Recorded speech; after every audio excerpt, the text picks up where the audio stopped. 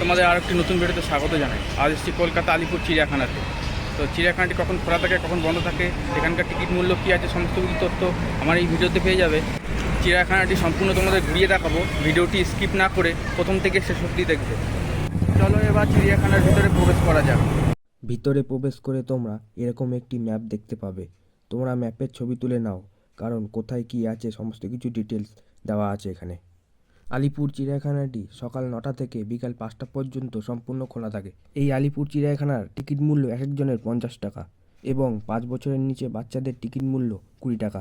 Ticket দেওয়া বন্ধ হয় বিকেল 4:30টার সময়। আলিপুর চিড়িয়াখানাটি বৃহস্পতিবার বন্ধ থাকে, কিন্তু ডিসেম্বর মাসের 15 তারিখ থেকে ফেব্রুয়ারি মাস পর্যন্ত সম্পূর্ণ খোলা থাকে। কলকাতা আলিপুর চিড়িয়াখানাতে হাওড়া বা শিয়ালদা থেকে খুব সহজেই আসতে পারবে। দেখতে থাকো, সঙ্গে থাকো। বন্ধুরা, শীতকাল তো পড়েই গেছে। এই শীতকাল মানেই বাঙালির পিকনিক, আড্ডা, মজা, ঘুরে বেড়ানো। এবারে শীতকালে কলকাতার মধ্যে একদিনের সবচেয়ে ঘোরার ভালো জায়গা হলো এই আলিপুর চিড়িয়াখানা। কলকাতার জনপ্রিয় পিকনিক স্পট বলতে যে নামগুলি আসে তার মধ্যে আলিপুর চিড়িয়াখানা অন্যতম। এখানে রয়েছে জানা অজানা বহু প্রজাতির পশু পাখি, যা দেখলে তোমরা সত্যিই অবাক হয়ে যাবে। ভারতের প্রাচীনতম চিড়িয়াখানাগুলির মধ্যে অন্যতম এবং কলকাতার একটি প্রধান আকর্ষণ, যা 1876 সাল থেকে খোলা আছে। বন্ধুরা, এই চিড়িয়াখানাতে আসলে নানান প্রজাতির পশু পাখি তোমরা দেখতে পাবে। এখানটাতে দেখতে পেলাম নানান প্রজাতির ম্যাকাও। আলিপুর চিড়িয়াখানাটি সবুজ গাছপালায় ঘেরা খুবই মনোরম পরিবেশ। বিশেষ করে শীতকালে এই চিড়িয়াখানাতে প্রচুর ভিড় হয়। এই শীতকালে কলকাতার মধ্যে ভালো ঘোরার জায়গা আলিপুর চিড়িয়াখানা।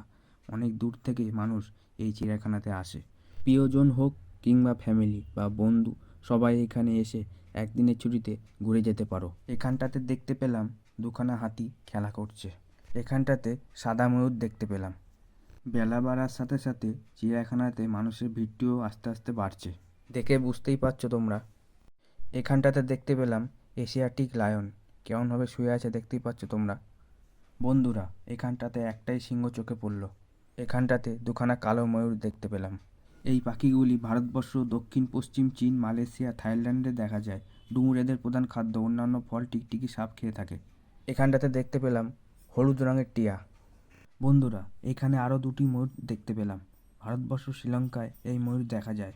এদের প্রধান খাদ্য শস্যদানা, বিভিন্ন ধরনের উদ্ভিদ, পোকামাকড়, সাপ খায়।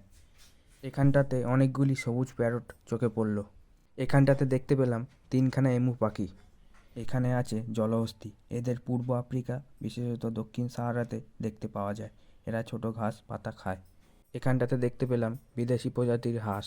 তারা জলে কত সুন্দর খেলা করছে দেখো। এখানটাতে দেখতে পেলাম সাদা রাজহাঁস। এখানটাতে অনেকগুলি রাজহাঁস দেখতে পেলাম। আলিপুর চিড়িয়াখানার ভিতরে খাবারের দোকান আছে, ইচ্ছে হলে এখানে কিছু কিনে খেতে পারো। চারিপাশে সবুজ গাছপালায় ঘেরা শান্ত পরিবেশ।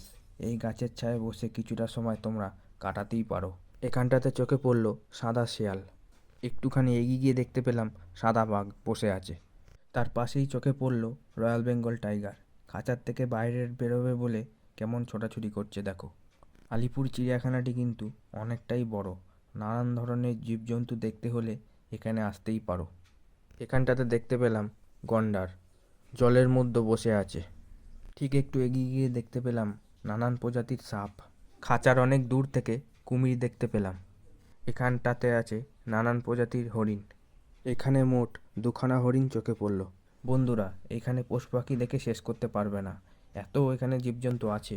এখানটাতে দেখতে পেলাম হরিণ প্রজাতির ইঁদুর। এখানটাতে দুটি কালো ভাল্লুক দেখতে পেলাম। এখানটাতে একটি কচ্ছপ দেখতে পেলাম। এখানে আছে জেব্রা। এদেরকে আফ্রিকায় দক্ষিণ সাহারায় পাওয়া যায়।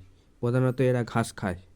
এখানটাতে মোট দুখানা জেব্রা চোখে পড়লো বন্ধুরা। এখানটাতে দেখতে পেলাম শিম্পাঞ্জি।